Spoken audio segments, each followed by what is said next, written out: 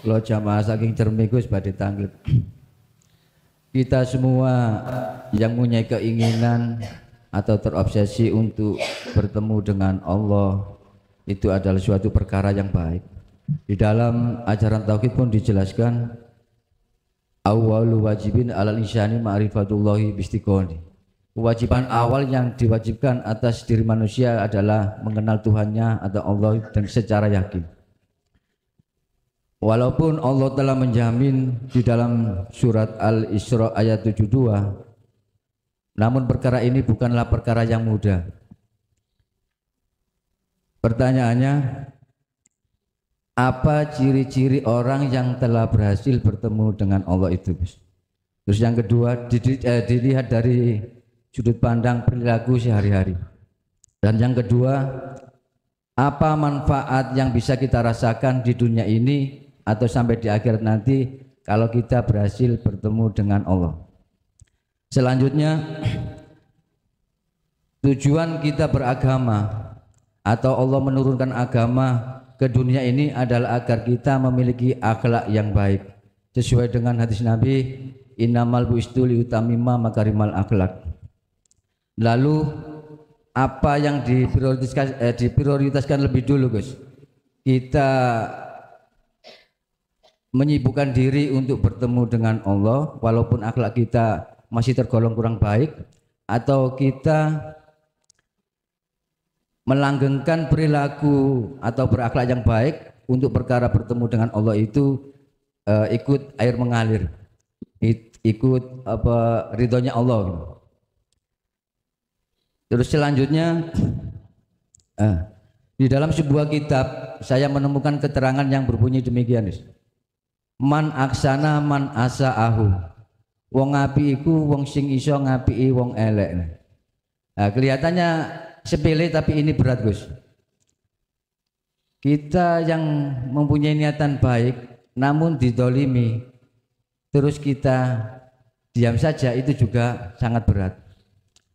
Padahal Allah juga sudah menjelaskan dengan dasar innallaha thayyibuna ala thayyib. Sesungguhnya Allah itu baik dan menyukai perkara yang baik.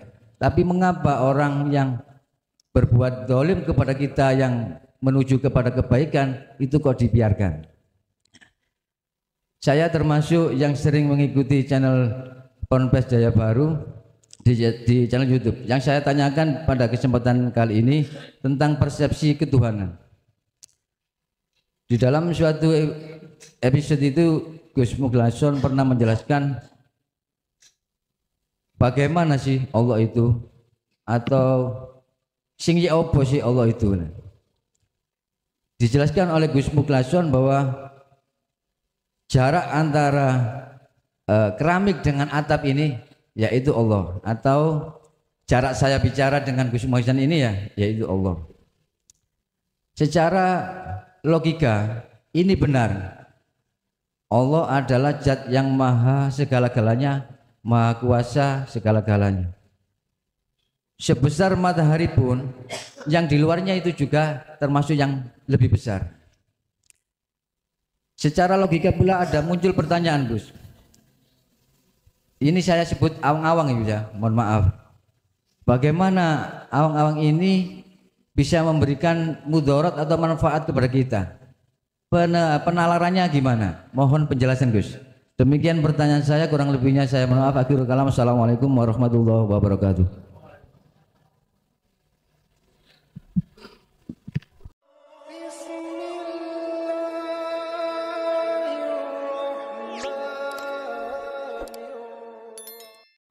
Assalamualaikum warahmatullahi wabarakatuh. A'udzubillahi minasyaitonirrajim. Bismillahirrahmanirrahim. Alhamdulillahirabbil alamin. Wassalatu wassalamu ala Muhammadin wa ala alihi washabbihi ajma'in. Amma ba'du. Pemirsa yang dirahmati Allah, marilah kita sama-sama bersyukur. Kita ucapkan alhamdulillahirabbil alamin. Kita panjatkan kehadirat Allah Subhanahu wa taala atas segala nikmat. Salawat dan salam semoga tetap dan selalu tercurahkan kepada Nabi kita Muhammad sallallahu alaihi wasallam. Pemirsa yang dirahmati Allah, marilah kita sama-sama ikuti dan kita dengarkan tausiah, mau'izatul hasanah, uraian ilmu dari Kiai Haji Agus Mukhlason Rosid, pengasuh Pondok Pesantren Jaya Baru Bangsal Mojokerto. Mari kita sama-sama mengikutinya. Assalamualaikum warahmatullahi wabarakatuh. Ngapunten Gus badhe nyuwun tanglet. Niku teng ayate Allah kan enten ingkang artinipun sakabehe makhluk ingkang melata teng bumi niku rezekine sampun dijamin Gusti Allah. Namung banyak tiyang niku ingkang beranggapan menawi mboten kerja utawi menawi di PHK saking penggawean terus sanjang aku nek ora kerja ora mangan piye nasibku niki. Terus pun dicarai meyakinkan bahwa sedaya makhluk melata niku rezekine sampun dicukupi kali Gusti Allah. Matur suwun Gus, kula akhiri wassalamualaikum warahmatullahi wabarakatuh. Waalaikumsalam warahmatullahi wabarakatuh. Sebelum kami menjawab tersebut atas pertanyaan panjenengan, perlu kudu digarisbawahi, dipahami dua hal. Pertama, yang namanya hablum minan nas yang sering disebut akhlak istimaiyah dan hablum minallah, hubungan langsung pada Allah yang disebut akhlak ilahiyah. Niki harus kita pahami dulu. Apa hablum minan nas itu? Itulah hubungan sesama manusia, artinya tidak menyangkut Tuhan sama sekali. Itulah yang sering kita lakukan sistem di dalam makom am. Makom di mana dikedepankan kita secara dalil akli, munculnya sebab akibat. Sehingga di situ di dalam hukum itu mewajibkan kita sebagai manusia untuk berikhtiar. Dalile nggih wonten. Aku tidak akan merubah sebuah nasib kaum jikalau kaum itu tidak mau merubah nasibnya sendiri. Ini kan ada dua keterkaitan. Berarti wajib hukumi menungso iku ikhtiar, usaha untuk menjawab itu. Yang kedua, hablum minallah. Ini enggak ada kaitannya sekali dengan urusan manusia. Langsung hubungannya datang Allah. Artinya apa? Ini tidak menyangkut masalah apa yang ada saya katakan tadi di dalam teori syariah. Ini karena makomnya ada nih makom khos atau khawasul khawas. Makom di mana hati sudah lepas dari belenggunya nafsu. Itu mengatakan begini. Heta sakliyane Allah yang disebut makhluk sifatnya kan gak iso opo-opo. Allahu khalaqakum wa ma ta'malun. Apa gerakan yang terjadi pada diri makhluk semuanya iku sebetulnya ada yang menggerakkan, yaitu Gusti Allah. Sadarlah kita di sini. Sadar. Kalau kita sadar di sini, maka apa yang namanya rizki iku wis dikodok Allah. Kapan ngodoknya? Qabla zamani azali, sebelum datangnya zaman azali, zaman sebelum jenengan ada, itu sudah ada. Ini sudah ada. Terus bagaimana hubungannya dengan ketika saat kita di makom am tadi? Kalau tidak kerja mangan opo, lah ngoten nggih? Kalau nggak usaha makan opo? Secara akal benar. Secara akal nggak salah. Secara syariat nggak salah, bahkan itu diwajibkan. Tapi secara nakli atau secara ruhaniyah, hukum-hukum yang ada di hakikat makrifat, tadi dikatakan menungso iku sifate la haula wala quwata.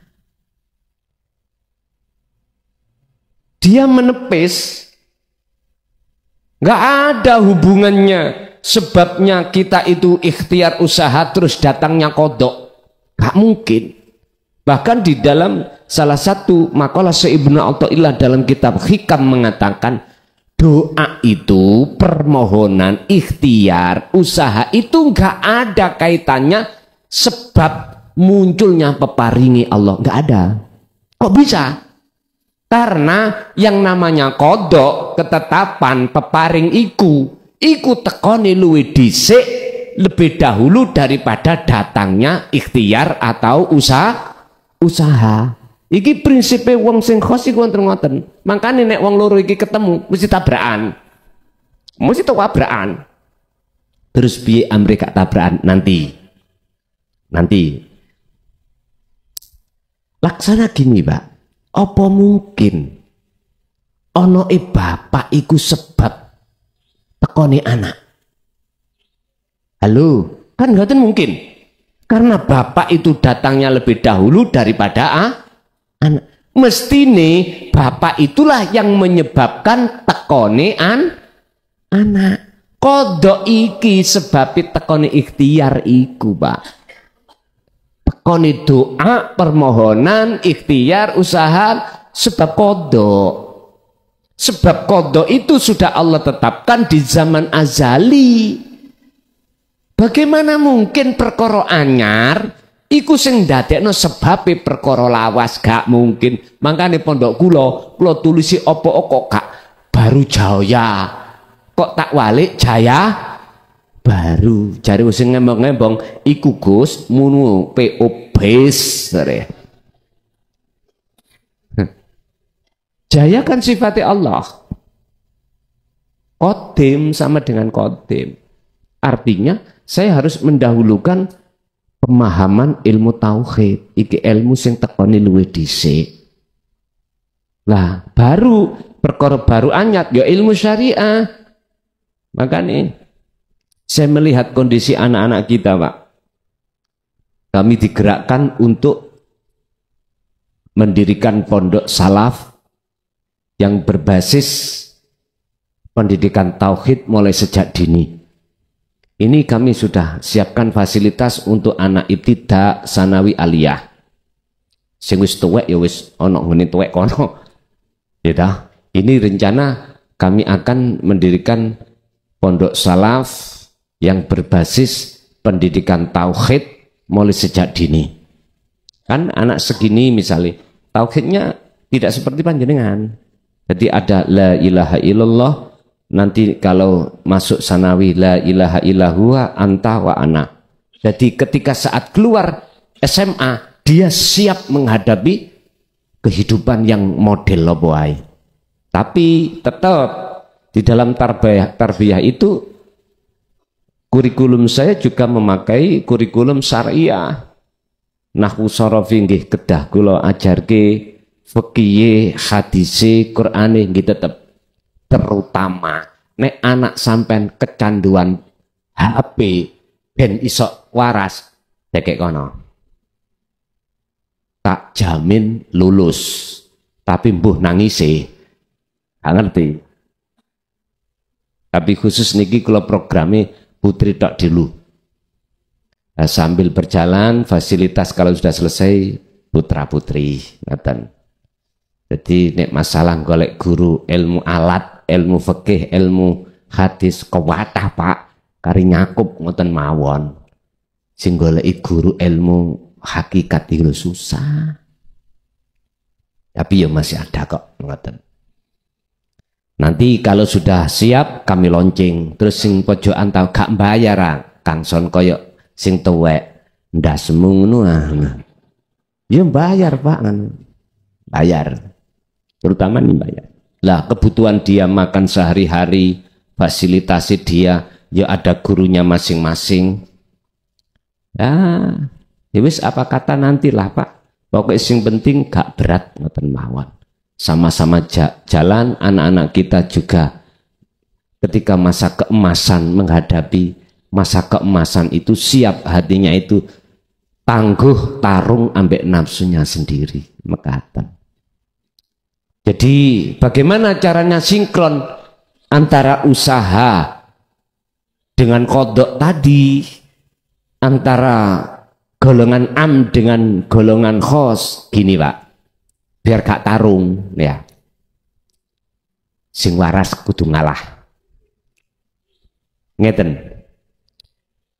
Niki bisa dilakukan hanya golongan-golongan yang sudah mencapai pendidikan tauhid dari Rasulullah dan mengamalkan. Sehingga ketika saat jenengan iki melakukan hukum syariat berupa berdoa atau ikhtiar atau kerja sebagai kewajiban kita di dunia, hati sampean sudah lepas diri. Paham maksudnya? Ketika jenengan menjalankan apa yang ada di hukum syariah, dalam hati sampean pengakuan diri sebagai makhluk iku lepas. Terus sing muncul ning ati sampean iki yo gesang iki sing agawe. Ngoten lho, paham nggih? Berarti kalau seperti ini Bapak Ibu sudah tidak dikatakan ikhtiar atau berdoa usaha itu sebagai sebab datangnya kodok. Enggak, justru nyatane kodok sing tertulis di Lauhil Mahfudz dinyatakno cara dohir rupa ikhtiar kalih usaha. Lho wis dong wis. Jadi nggak ada perbedaan sudah. Sama dengan ngeten. Iki HP Pak, HP. Ning jero HP niki wonten memori. Lah memori niku ana memori ku Lauhil Mahfudz zaman azali. Wonten data wong wedok utawa tulisan apa ngoten ya. Lah ketika belum didohirno lah gak ketok mboten ketinggal. Kalau sistemnya sudah kita tombol tes tak bukae garwa kula dhewe mawon. Lu berarti betul kono gambar wong wedok liya kata. Biasa. Muncul teng mriki Pak. Tes. Duh. Gitu. Mau nih mboten muncul. Ketika mboten muncul iku berarti tulisan kodok di Lauhil Mahfudz di zaman azali. Terus ketika muncul ngeten iki wis gak ono bedane. Paham maksudnya? Jenengan kepingin ngertos kun fayakun, yo ngeten iki maksudnya. Selisih sak rambut pun mboten saged. Dadi kun fayakune Allah itu antara kodok kudrat iradah iku mboten selisih. Kekarepan apa ning ati sampean itu mesti cocok ambek nyatane kekarepan. Contoh, jenengan wau sebelum berangkat ngaji di sini di rumah itu ada kodok yang berupa kehendak. Oh iya, iki cuma lagi wayahe ngaji rutinan di Gresik, di beton. Akhirnya hati sampean ana kepinginan. Ya kepinginan itu kodok. Suatu ketetapan yang sudah Allah tulis. Lah nyatane tok kodok disebut takdir. Ya iki. Akhirnya mboten nanten usaha. Nama usaha ikhtiar nggak ada. Berarti nyatane hakikat itu adalah makrifat. Sekarang kalau sudah sampai di sini maka antara kodok dengan qadar sudah nggak ada bedanya. Lalu diem akhirnya tinggal menikmati. Kun dadiyo siro iku berarti kata perintah. Berarti si ono jero. Gambar yang tersimpan di dalam memori. Lah ketika yang diperintahkan tadi untuk wujud fayakun namanya, maka nyatane gambar sing kula buka niki wau. Oh iya. Sampai nek ndelok ning memori ya ketok memorine tok. Endi sih gambare mboten muncul. Wong namanya kodok, ya toh? Ya dereng lah Pak. Lah nyatane kodok disebut takdir, nyatane karep diwujudi karep ya takdir iki, qadar niki. Lah qadar itu kebanyakan diterjemahkan oleh golongan kita waktu ada di syariat sebagai sebab. Artinya apa? Doa, ikhtiar, usaha nyebabno Allah peparing. Lah ngoten nggih? Mangkane ana dalile kan ud'uni astajib lakum. Tapi kita tidak mau sedikit aja kritik atine tentang ayat ini.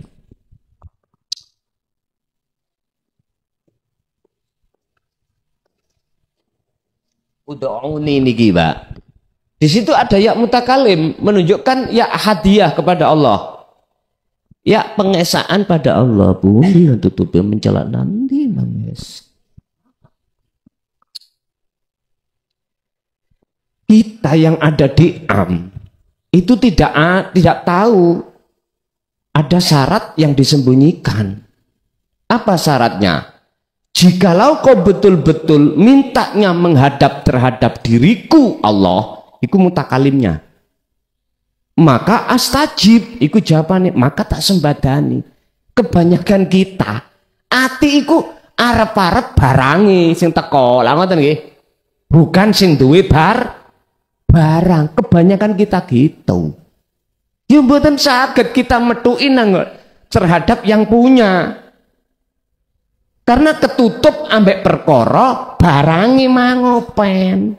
Itulah namanya hati yang terhijabi, Pak. Mboten saged.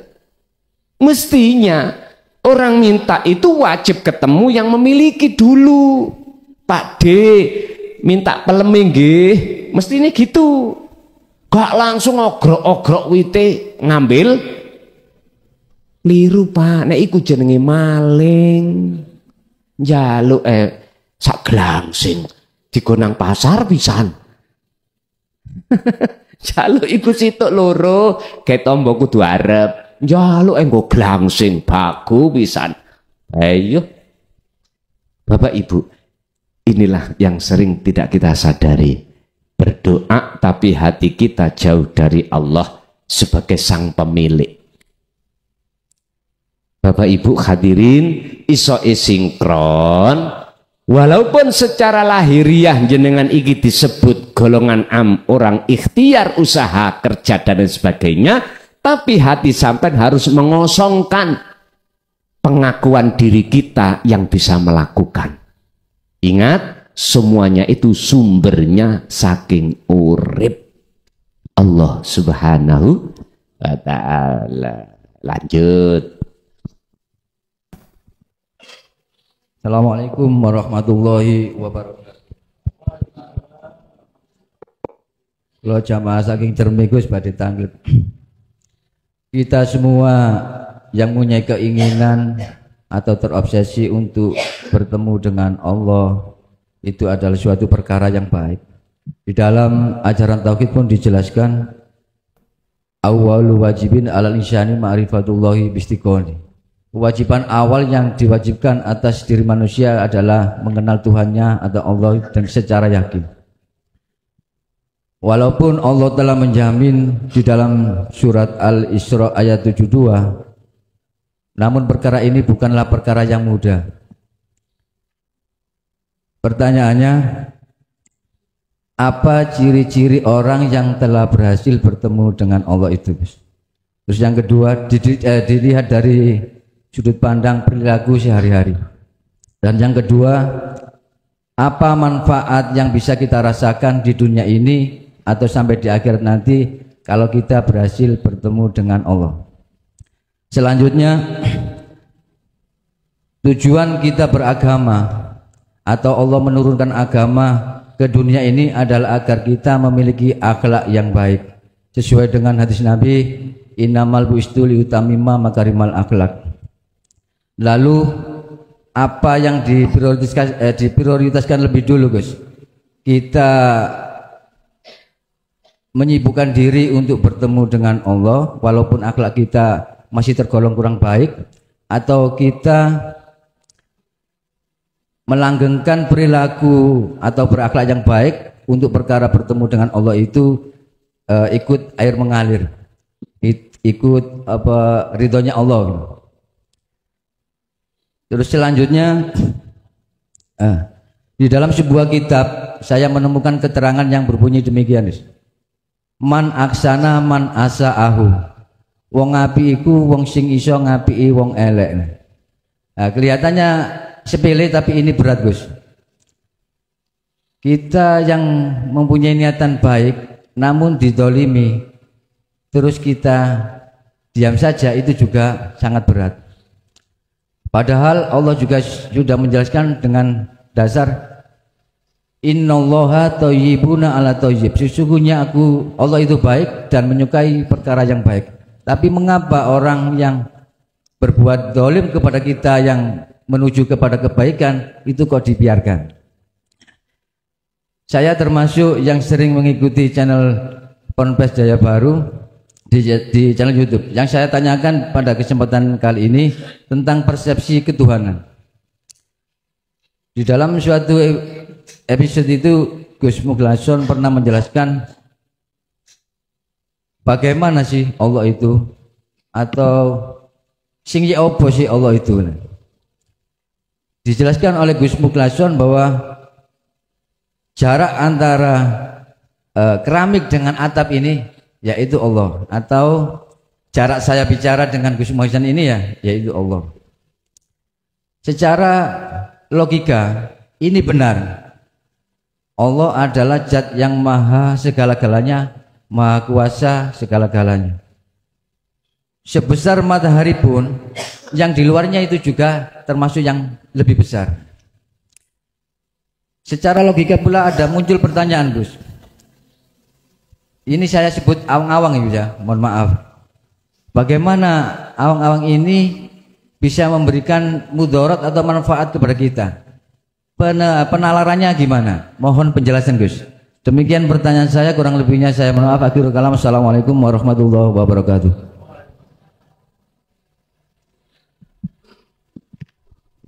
Satu, dua, tiga, empat, lima, enam, tujuh. Borongan. Apa? Boleh kita bertanya terkait apapun yang ada kaitannya dengan baqaikul asrar, sepanjang kita enggak hanya mendapatkan nur tauhid aja, kita harus betul-betul mau menjalankan.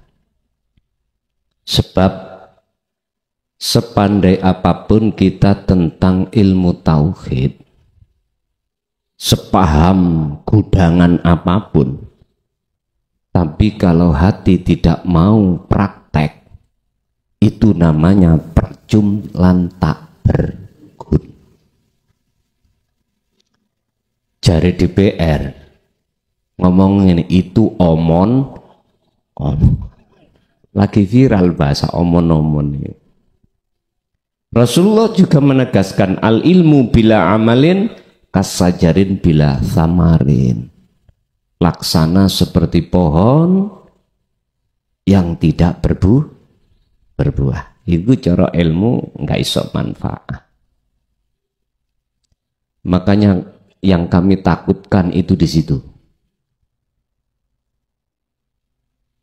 Sebab ada Pak Makola yang mengatakan bahkan di dalam hikam, gak boleh jawab pertanyaan dari orang lain yang bersifatkan rahasianya Allah. Tapi tak terak. Karena saya tidak memakai tafsir yang dimaksud di situ. Tafsir kula niku sederhana. Lah iya. Wong asale ngerti iku ya disebut gak ngerti. Terus iso ngerti ono prosesi taklim dulu, pembelajaran. Berarti nek pembelajaran ada yang menerangkan, ada sesuatu yang diterangkan, ada yang mendengar. Dengan sistem seperti inilah yang kami jadikan sebagai, mohon maaf, prinsip saya sampai detik ini. Mengapa saya berani membuka tentang Daqaiqul Asrar di tengah-tengah umum, tidak secara khusus aja, yaitu. Tapi resikone ya sampeyan ro dhewe. Sampeyan nek durung ngerti nang WA kula. Nomor kula sing kula masukkan di deskripsi channel YouTube. Ayo, sing gak seneng kula diceluk babi, Pak. Celuk anjing lah. Kula mek ngeten tok. Sik luwung anjing ngerti tuane. Lah ngono to? Kula ngoten tok mawon. Yang kedua, maklum memang durung paham mesti ngoten. Pun berkenaan dengan beberapa pertanyaan. Pertanyaan pertama tentang masalah ciri daripada orang yang sudah kenal Tuhannya bagaimana. Man 'arafa nafsah faqad 'arafa rabbah. Kita nggak bicara syarat apa yang bisa untuk kenal Allah, ndak. Kita bicara ciri. Pertama adalah dia harus sudah mengenal dirinya. Duh, itu ya apa? Bukan diri fisik niki. Bukan. Kalau diri fisik ini kita makhluk. Maksudnya diri nafsihi itu siapa? Keakuan diri loh, Pak. Keakuan diri. Yang hidup dalam diri jenengan ini. Makanya mengapa fakot ngarofa robbah? Kalau kau kenal, sudah kenal dirimu, maka kau betul-betul akan kenal Tuhanmu. Jadi dua makalah ini saling berkaitan. Ternyata yang dimaksud diri di situ adalah hidup dalam diri. Artinya, nek dipilah-pilah diri makhluk, iku gak ono, gak ada yang ono diri Allah. Jelas nggih? Ini tanda pertama. Kalau kita tanya tanda-tanda yang di luar bagaimana? Karakter, Pak.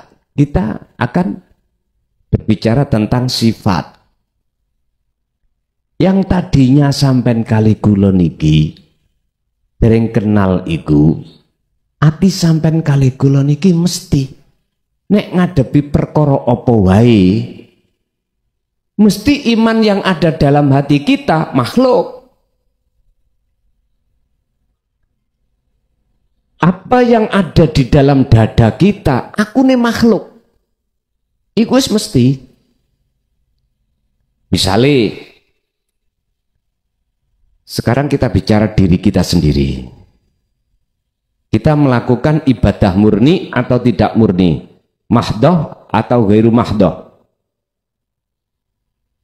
Tanda-tanda kalau kita itu dikatakan sudah sampai kenal Allah Tuhannya wujudi, mongko jenengan ning dodo iki muncul bukan aku makhluk.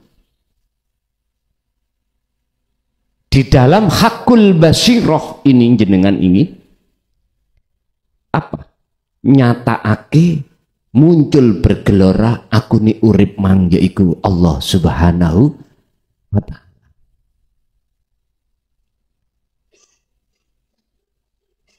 Sehingga dengan begitu tatkala ketika saat teman dekat kita, tetangga kita punya dapat rezeki, ati iku syukur.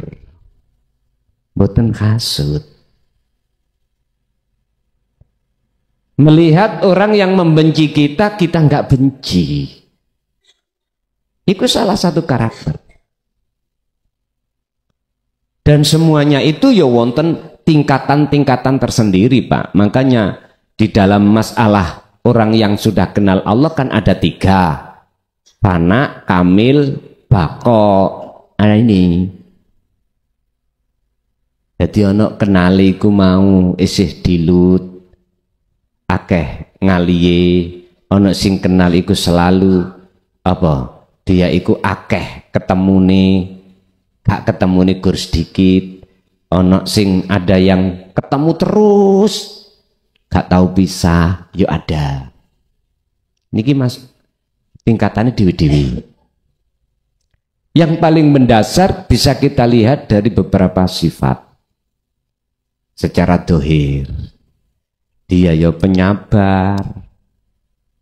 Yes, gampang ridho, gampang ikhlas. Sekalipun perkara yang dihadapi memang perkara tidak enggak enak. Niki kalau kita ingin tahu ciri dari luar. Kalau ciri dari dalam mudah sekali. Hanya satu sing kudu sampean tilii.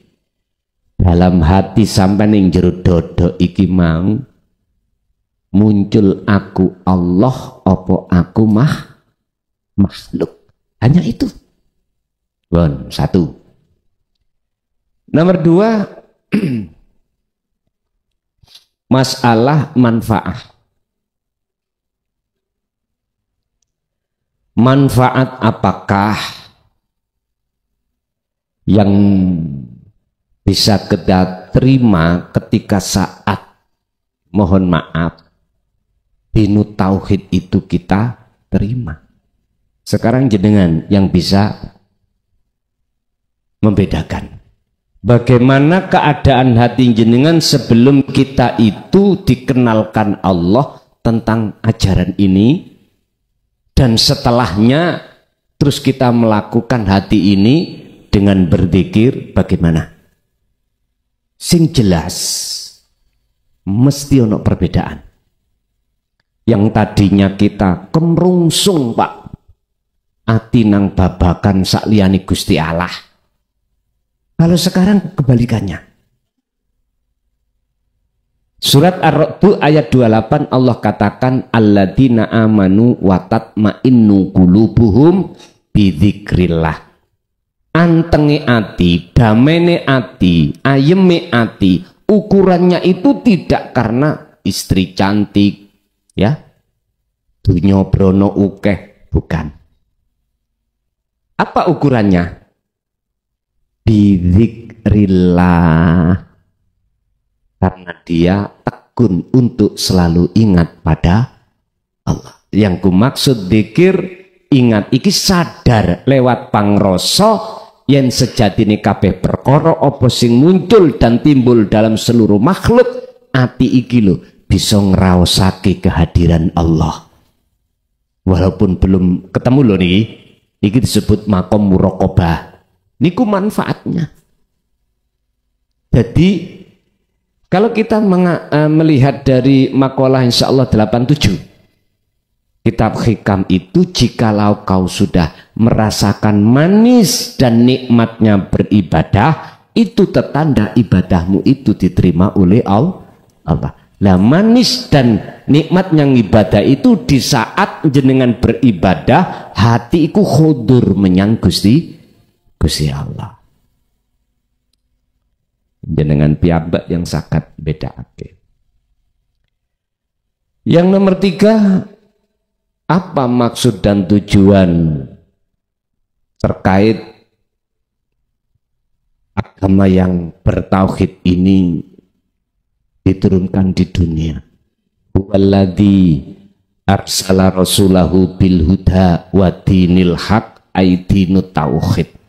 Apa tujuannya? Ini Pak, tadi saya katakan setiap ayat itu sebelum Allah turunkan itu ada sebab. Contoh mengapa Rasulullah diturunkan ke bumi ini miturut Quran, karena banyak hati umat manusia dalam keadaan gelap gulita. Akhirnya Allah arsala mengutus rasulahu terhadap utusannya, bil huda dengan membawa petunjuk, wa dini tauhid, dinil haq, agama yang mengesahkan Tuhan. Ini tujuannya apa? Yudhirahu ala dini kulli, untuk mengislahkan jiwa kita yang asalnya fitrah terus terjadi kotor, biar kembali ke fitrah. Cara bahasa kita agama Islam, yang asalnya Islam kita asal-asalan, ngapunten kan kata asal-asalan ini apa? Pokoknya imtithalul awamir wajtinabun nawahi, pokoknya meninggalkan larangan dan menjalankan perintah, tapi tidak melihat kondisi hati ini jauh dari Allah, biar nggak seperti itu. Nah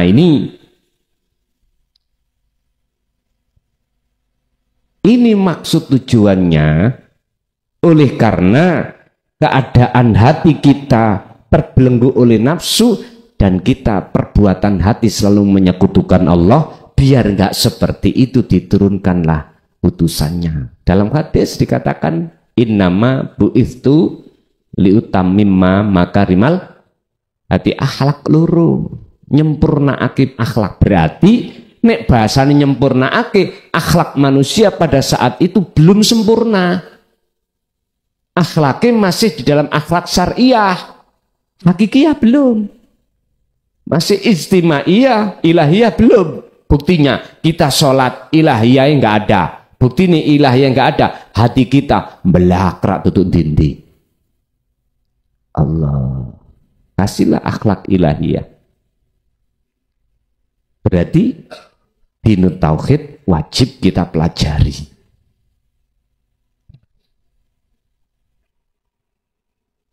Apa yang diprioritaskan? Tolong ini bisa dibuka di antara dua hal tadi ya. Di antara dua akhlak, apa yang Allah prioritaskan bagi kita ini, Mbak? Kita harus paham tentang Al-Qasas 77. Mengapa darul akhirah di depan? Lalu walatan sana nasibaka minat dunia. Dunia kok nomor 2?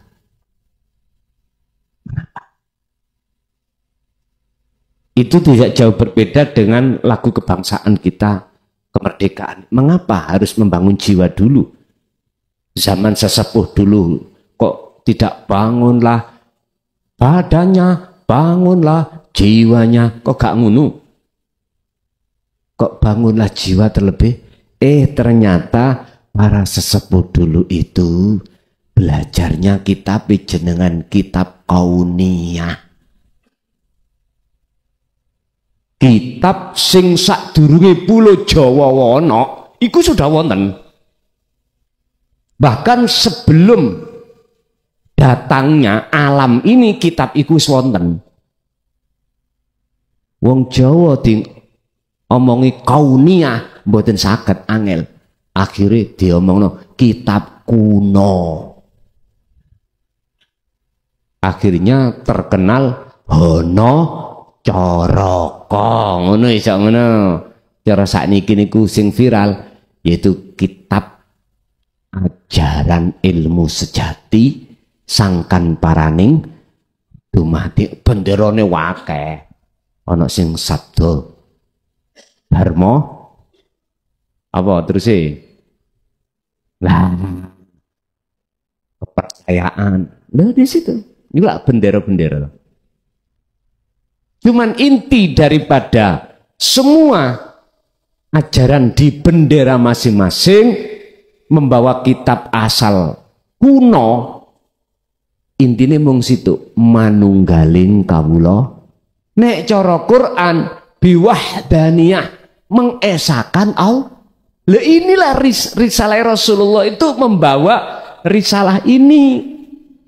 Berhubung orang Jawa gak ngerti Arab, nek diurui Arab ilatih iku mang kaku-kaku kuno. Ngoten.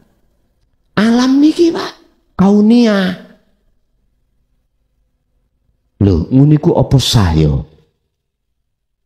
Sik tah. Gusti Allah iku pahami ilmu bahasa Arab tok apa tah? Jawa gak paham Gusti Allah. Lah wis ngoten mawon. Gusti Allah biyen sampai sakniki sami mboten. Lah iya. Wis ngoten mawon. Gak usah bingung-bingung ngelokno gara-gara siji bahasa terus dilokno gak sah. Ya aja ngono lah dulur. Ayo belajar arif kita itu. Sebab di tengah-tengah manusia itu kaumnya itu banyak beda-beda bahasa, banyak beda-beda suku. Ya Allah. Lah kitab Kauniyah niku kula nggak ada niki ning omah. Tulisannya lucu. Nek asal kula tulis ngeten. Duka jenengan saged maca napa mboten?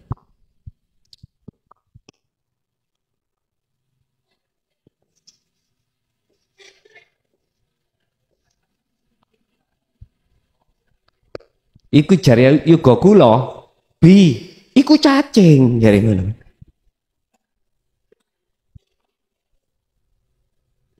Mboten saged diwaca. Al-Qur'anul Karim iki dulu mboten enten sandangane asale. Mboten enten. Akhirnya ada istilah versi Usmani lah kan disempurnakan akhirnya jatuh pada kita itu karya itu. Lho iso diwaca alif fathah, alif katroi lah kan nggih. Lho, pena. Dulu datangnya enggak. Makanya Rasulullah mengapa wahyu yang pertama munculnya Iqra, bacalah. Karena itu kita belum bisa baca. Salah satu di antaranya gini Pak isinya. Ada seorang pemuda dan pemudi ketemu. Sebab podo senengi. Gak usah ngomong I love you, guyu nih ikut tondo seneng. Liyo niku ayat yang ngoten tok Sinten sing saged nerjemahno? Mboten saged. Nek cara bahasa sakniki. Makanya yes mohon maaf apapun resikonya nanti akan kami tanggung. Dipaksakan saya untuk menulis Kauniyah ini dengan bahasa yang sekarang. Ibarat sebelum Al-Qur'anul Karim itu ada wahyu Allah sing terjaga atas keasliannya, yang keasliannya itu disebut Al-Qur'anul Qadim. Terus Al-Qur'anul Qadim menelurkan namanya, mohon maaf, pertama adalah Taurat, Jabur, setelah Jabur Taurat, Taurut, Injil, terakhir Al-Qur'an. Mengapa kalau itu asli sempurna dari Allah kok ganta-ganti? Ternyata jawabannya ketika saat Jabur itu dinodai, maksud inti wahyu Allah disempurnakan oleh Taurat. Taurat sebetulnya sudah sempurna, oleh karena banyak yang mengubah tangan yang tidak tanggung jawab, muncullah Injil. Injil oleh karena itu sebab memang banyak yang bermaksud untuk mengalihkan makna, maksudnya adalah akhirnya muncullah disempurnakan Al-Qur'an. Pertanyaannya, apakah Al-Qur'an juga ada tangan-tangan yang enggak tanggung jawab untuk mengalihkan daripada tujuan? Tak jawab ya. Contoh di awal surat ayat pertama, Bismillahirrahmanirrahim. Mengapa kita diperintahkan untuk maju ke nama? Kok tidak menghadap yang memiliki nama?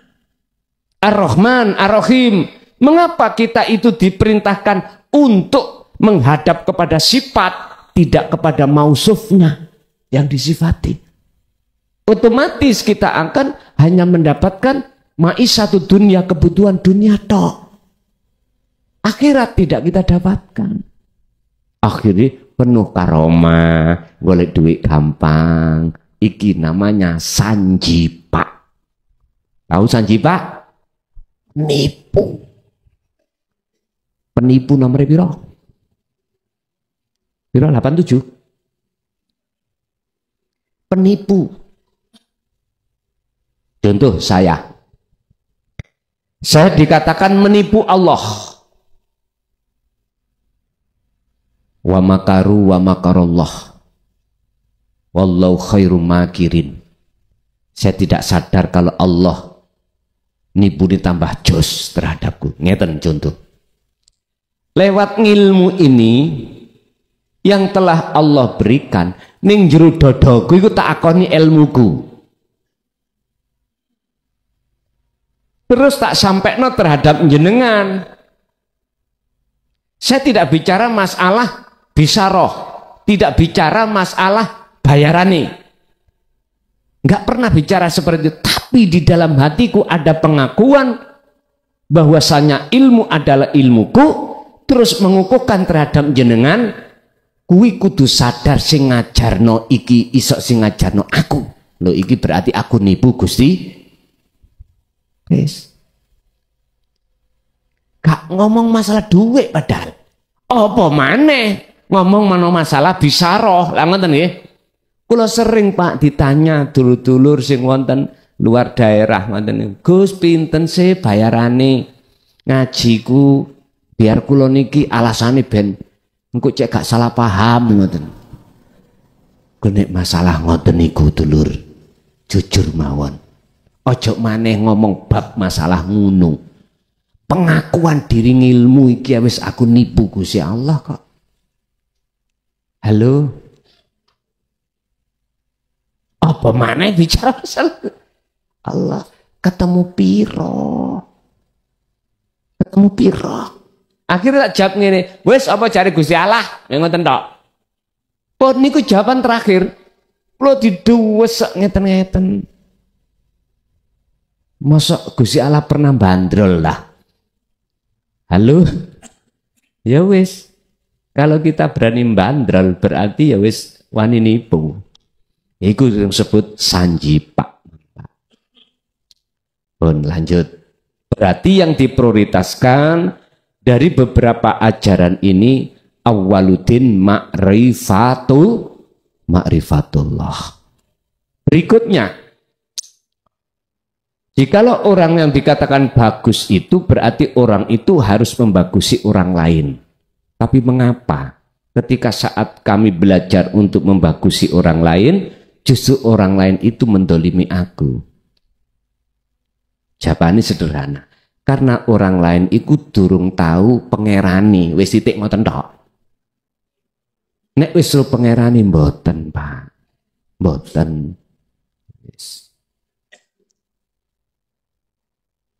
Tentang masalah persepsi ketuhanan.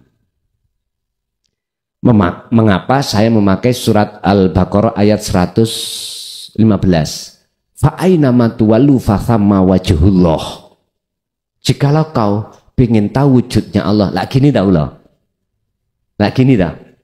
Antara sampean kali kula, ya niki, lah ngoten dah. Sebetulnya itu untuk mempermudah jenengan. Padahal itu pesene Romo. Nek wani akmu ngomong ngono umurmu dilongi. Rasane atiku nek biyen wedi. Rasane atiku ya ketepaan. Bebas ndukin dunya kan wis penak. Lah ngoten ta? Wis gak gembul menungsa lah ngoten ta? Laksana seperti burung yang tadinya ada di sangkar terus keluar dari sangkar. Bebas mboten? Bebas.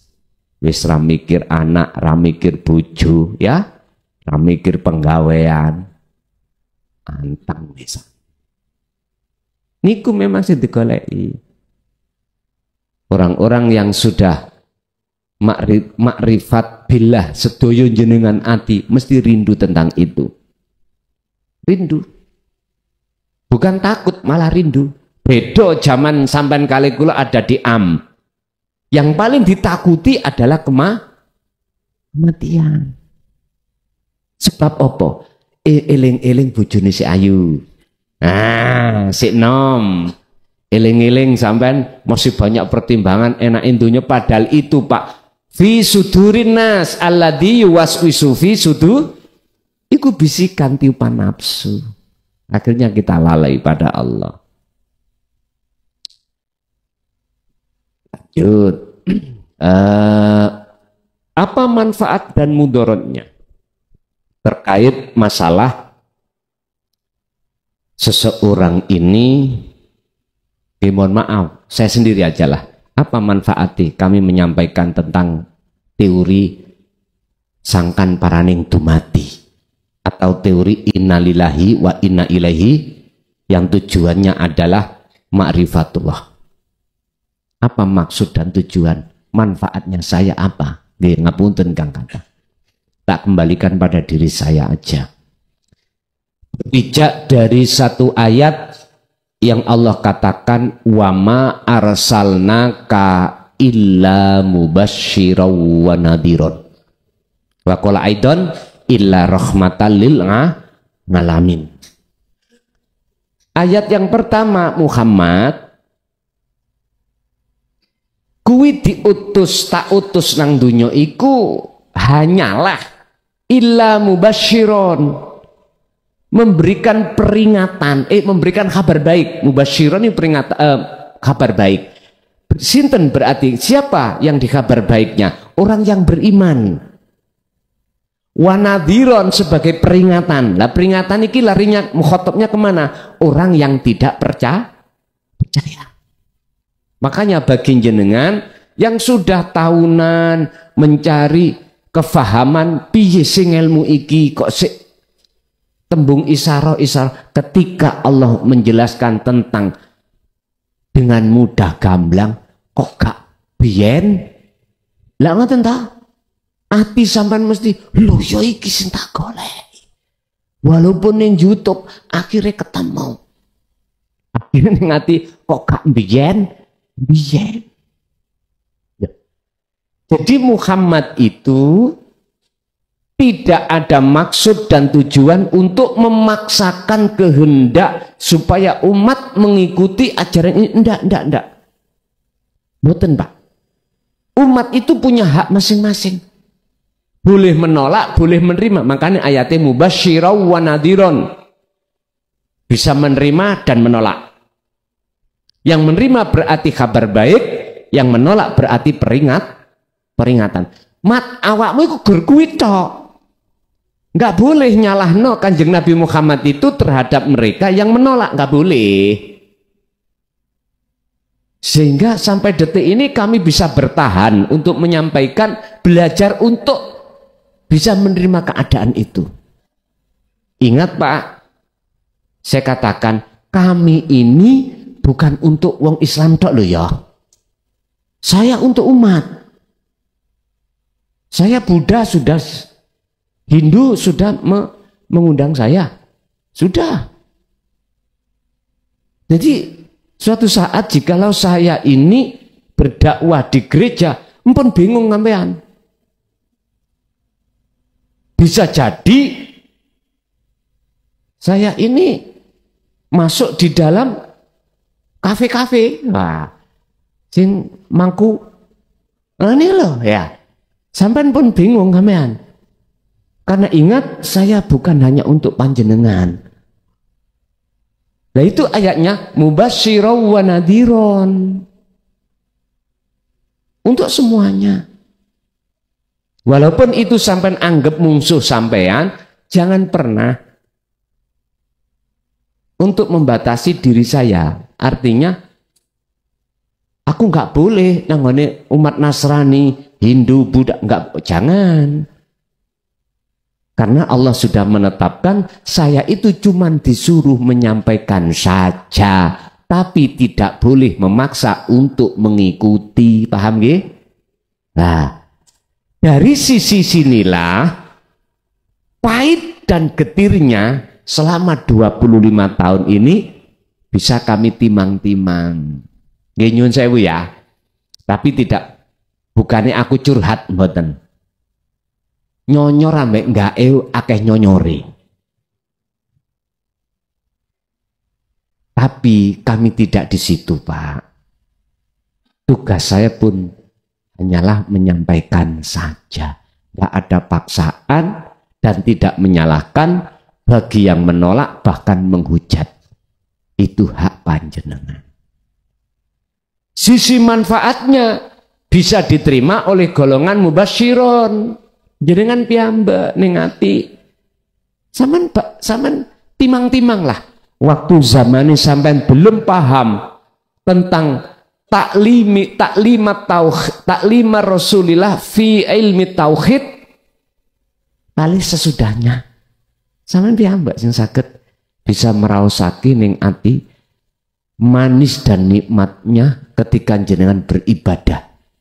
Ketika jenengan iki mengetrapno dzikir sirul asrar, jenengan piyambak sing saged mas. Mungkin ibu ada bu? Kati ibu, barangkali ibu ada. Nggak ada? Bapak cukup? Keborong niku wawah. Nggih, pun ngaten mawon.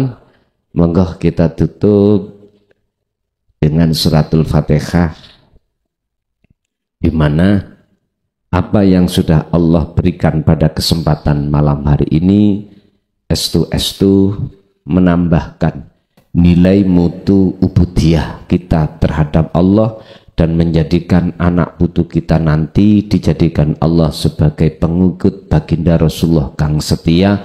Lahumul Fatihah. Pemirsa yang dirahmati Allah, begitu tadi uraian